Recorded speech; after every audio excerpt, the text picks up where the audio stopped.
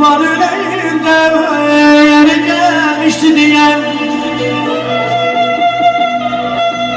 Bu sabahtan ömrümden saklamışım Gülhane'yi.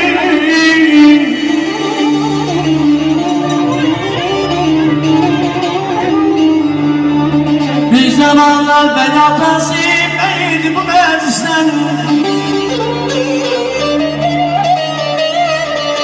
Bir zamanlar ben tasipteydi bu meclisten.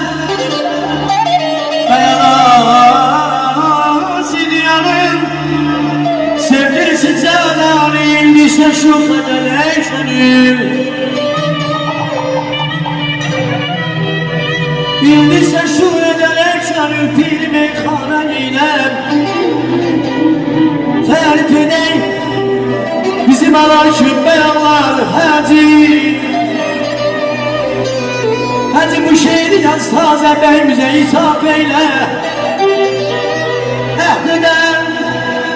Ehli kalem olsa sözün eksanım aşiger bu tayhaneden.